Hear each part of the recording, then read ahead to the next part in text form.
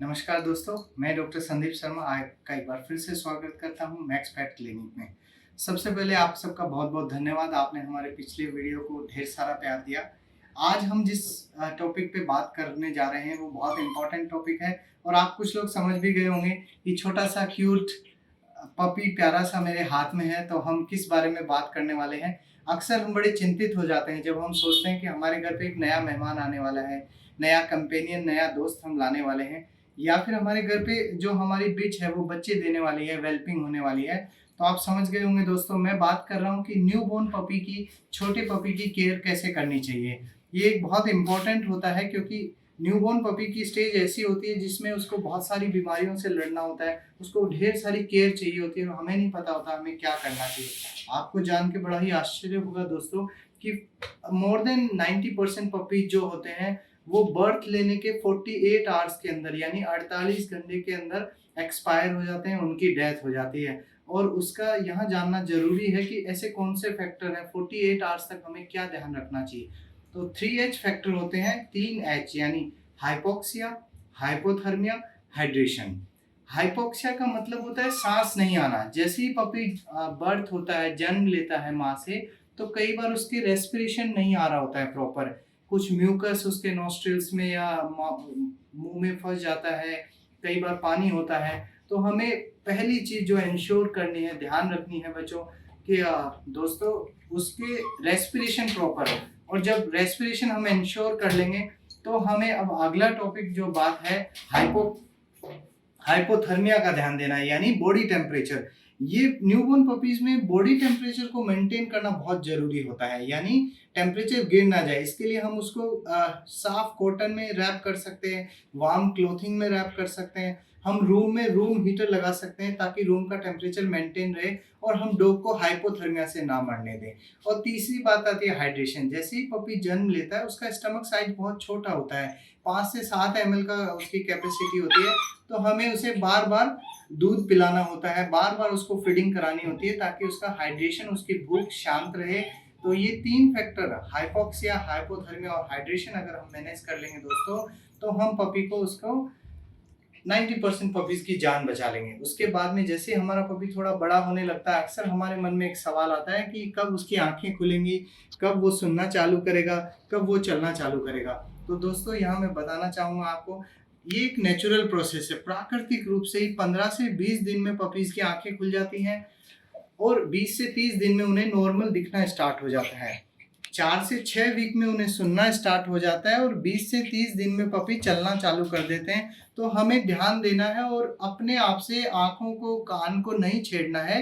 Newborn puppies का naturally जो process है वो होते रहना है। अब जब हमारे पपी 15 डेज के करीब होने वाले होते हैं तो माँ का दूध कई बार कम पड़ने लग जाता है। तो यहाँ पे हमें अगला सवाल आता है कि हम पपी को और क्या खिला सकते हैं। ये बहुत महत्वपूर्ण बात है दोस्तों। तो मैं यहाँ आपको बताना चाहूँगा कि पपी को माँ के दूध के अलावा, बिच के दूध के अलावा प्रथम भोजन क्या होना चाहिए, वो होना चाहिए फ्रेश कर्ड। घर का जमा हुआ फ्रेश दही जो खट्टा नहीं है, आप उससे शुरू कर सकते हैं और 15 से 20 दिन में आप उसे 2-3 बार दही भी खिला सकते हैं। बीच बीच में माँ का दूध पिलाएं और दही खिलाएं। और जब 15 डेज का हो गया है पपी, तो आपको उसकी डीवर्मिंग स्टार्ट कर देनी चाहिए। डीवर्मिंग के बाद में अब 20 से 30 दिन का पपी चलना स्टार्ट कर दिया है, तो आप उसको एक सेरेलेक जो है अवेलेबल वो भी खिला सकते हैं। अब हम खिलाने की बात तो हमने करी है, लेकिन बहुत ज़रूरी बात हमें ये भी पता होना चाहिए कि हमें क्या नहीं खिलाना है। तो यहाँ दोस्तों मैं बताना चाहूँगा, अपने पपी को चॉकलेट्स नहीं, चॉकलेट्स हम सबको बहुत पसंद होती है, पर पपी को चॉकलेट्स नहीं खिलाने हैं, कैफीन प्रोडक्ट नहीं खिलाने हैं, ग्रैप्स नहीं खिलाने हैं, रेजिन प्रोडक्ट्स हमें पपी को नहीं देने हैं, गार्लिक, ऑनियन, मसालेदार चीज़ें जो है, मैदा के बने हुए पिज़्ज़ा, बर्गर, ये सब हमें अपने पपी को बिल्कुल ही नहीं खिलाने चाहिए। अब चूंकि हमारा पपी देखिए 20 से 25 दिन का हो गया है, बहुत एक्टिव है, अलर्ट है। आप देख रहे हैं ये पपी कितना एक्टिव अलर्ट है। इस स्टेज में हमारा पपी घर के हर कोने कोने में जाएगा। तो अब हमें ध्यान रखना है कि घर के जितने भी शार्प ऑब्जेक्ट्स हैं, आयरन नेल्स हैं, ग्लास के बने हुए ऑब्जेक्ट्स हैं, उन सबको किसी दूर सुरक्षित स्थान पे रख देना है ताकि हमारा पपी जो है वो इंजर्ड नहीं हो और उसकी सुरक्षित एज बढ़ती रहे। जब 30 डेज का हो रहा है तो अब हमें उसकी स्किन, जैसे देख रहे हैं ये पपी हमारा एकदम नीट एंड क्लीन, बहुत अच्छा फर इसका आ रहा है, कोई भी एक्टोपैरासाइट एंडोपैरासाइट नहीं है। आपको स्किन हेल्थ का बहुत ध्यान रखना है और बार बार उसे चेक करते रहना है। आप इसको देखेंगे इसकी आईज एकदम एक्टिव है, अलर्ट है। तो जब पपी हेल्दी है तो बहुत एक्टिव होता है, अलर्ट होता है, आईज से किसी तरह का कोई डिस्चार्ज उस पर नहीं आता है। अब हमें पपी पे बात आती है, जब 30 डेज 35 डेज का हो गया तो अब हमें इसको माँ से सेपरेट कब करना है।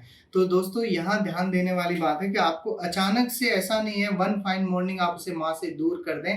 आपको एक प्रैक्टिस फॉलो करनी है कि पहले कुछ मिनट्स के लिए, 15 से 20 मिनट के लिए आप माँ से दूर करेंगे, उसके बाद में आप उसे आधा घंटा के लिए, उसके बाद 1 घंटा के लिए, और उसके बाद उसको आप 45 डेज पे जब आपका वैक्सीनेशन स्टार्ट हो रहा है उस दिन आप पपी को माँ से धीरे धीरे सेपरेट करते हुए सेपरेट करेंगे, अचानक से माँ से दूर नहीं करना है। अब पपी का जो नॉर्मल स्टूल है वो सॉलिड सेमी सॉलिड होता है, यूरिन कलर जो है पेल कलर का होता है, आंखों से आप देख रहे हैं, आंखों से कानों से किसी तरह का कोई डिस्चार्ज नहीं आता है। तो हमें इन सब बातों का ध्यान रखना है। अब हमें कुछ, मैं आपको यहाँ बताना चाहूँगा, केयर की हमने बात की क्या ध्यान रखना है, लेकिन कुछ रेड फ्लैग्स अगर वो आपको दिखते हैं तो आपको तुरंत वेट से संपर्क करना है। अगर जो पोटी है, फीसेस वॉइडेशन है, वो आपका बिल्कुल रेड कलर का वाटरी हो गया है, अगर स्मेल आ रही है प्यूट्रीफाइड, तो आप तुरंत वेट से संपर्क करें।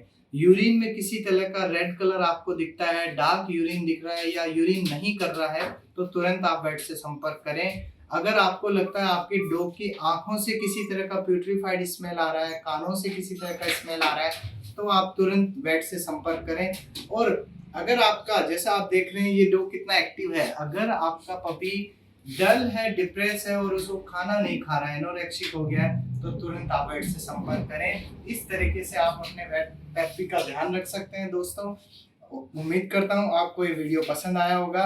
आप इसको लाइक करें, शेयर करें, हमारे चैनल को सब्सक्राइब करें। हम आपको इसी तरह नए वीडियोस, नई सूचनाओं के साथ मिलते रहेंगे। बहुत बहुत धन्यवाद, थैंक यू।